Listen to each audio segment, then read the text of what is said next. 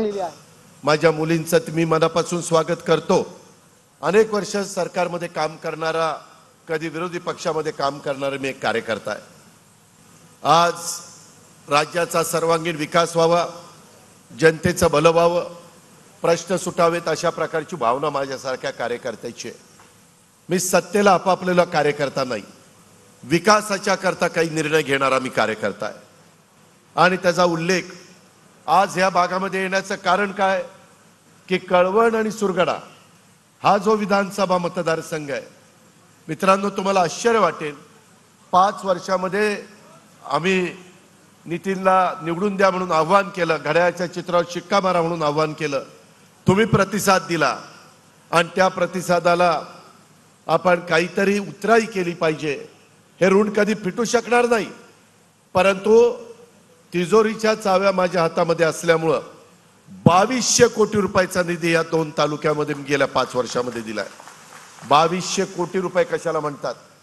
पूर्वी सुरगाणा वेगळा विधानसभा मतदारसंघ होता, कळवण वेगळा होता, परंतु नंतर फेररचना झाली। याच्या आधी जे आमदार झाले त्यांच्या कारकिर्दीमध्ये किती निधी आला आणि आता नितीनच्या कारकिर्दीमध्ये निधी किती आला हे मी का करू शकलो? हे आमदार माझ्या पाठीशी राहिले, नरहरी झिरवाळ असतील, छगन भुजबळ असतील, सरोज अहिरे असतील, दिलीप काका बनकर असतील, नितीन पवार असतील, माणिकराव कोकाटे असतील, त्याच्यामध्ये अनेक सहकारी असतील आणि त्याच्यामुळं मला हे पद मिळालं। आज माझ्या महिला खुश आहेत। मी महाराष्ट्रात फिरतोय, मध्ये मी नगर जिल्ह्यात 4 विधानसभा मतदारसंघामध्ये गेलो, एवढ्या उत्स्फूर्तपणे महिलांनी स्वागत केलं। आज देखील इथं आल्यानंतर आदिवासी जे नृत्य आहे ते माझ्या बंधू भगिनींनी अतिशय दिमागदारपणे इथं सादर केलं। हा जो आपला कला आहे, ही कला, ही संस्कृती, हा आपला ठेवा आहे, हा आपण जपला पाहिजे। पुढे पिढ्यानपिढ्या तो टिकवण्याचं काम माझ्या आदिवासी समाजाने, माझ्या राज्य सरकारनी, माझ्या आदिवासी विभागाने, तुम्ही आम्ही सगळ्यांनी करायचं, ते आपण करू। मी त्या सगळ्या माझ्या बंधू भगिनींचं मनापासून कौतुक करतो, अभिनंदन करतो आणि अशीच कला पुढच्याही पिढीच्या करता कायमची जतन करण्याचं काम तुम्ही सगळ्यांनी करावं अशा प्रकारची अपेक्षा देखील व्यक्त करतो। मगाशी आदितीनं तुम्हाला सांगितलं, काय सांगितलं की 21 ते 65 वयोगटातल्या महिलांच्या करता मी ज्यावेळेस समाजामध्ये फिरत असतो, आता 5 जणींना आम्ही एक पत्रक दिलं, त्यावेळेस मी त्यांना विचारत होतो, तुम्हाला किती मुलं मुली, काय व्यवसाय करता, कोण शेतमजुरी करतं, कुणाचं थोडं बहुत उत्पन्न आहे। महिला समाजामध्ये त्यांना मान मिळाला पाहिजे, प्रतिष्ठा मिळाली पाहिजे, सन्मान झाला पाहिजे, आर्थिक बाबतीमध्ये माझ्या भगिनी सक्षम झाल्या पाहिजे। मी अर्थसंकल्प सादर करत असताना तो विचार केला, मुख्यमंत्री उपमुख्यमंत्र्यांशी चर्चा केली, मंत्रिमंडळाशी चर्चा केली, माझ्या वित्त विभागाशी चर्चा केली आणि त्यांना सांगितलं की कुठंतरी एक नियम लावू की 2.5 लाखाच्या आतमध्ये उत्पन्न असणाऱ्या कुटुंबाला, ते कुटुंब कुठल्याही जाती धर्माचं असू द्या, मागासवर्गीय, आदिवासी, अल्पसंख्याक, त्याच्यामध्ये ओबीसी, भटक्या, कुठल्याही घटकामध्ये, ओपन, कशातही ती भगिनी माझी मोडली पाहिजे। तर उत्पन्न 2.5 लाखाच्या आत असेल तर तिला मदत आपण करावी। किती करायची, काय करायची, किती बोजा येईल, त्या सगळ्याचा अभ्यास केला। कारण आज 7 लाख कोटी रुपयाचा अर्थसंकल्प मी राज्याचा सादर करतो, 10व्या वर्षी मी सादर केला आणि मग गरिबाला तर सक्षम केलं पाहिजे। मग कोणाला केलं?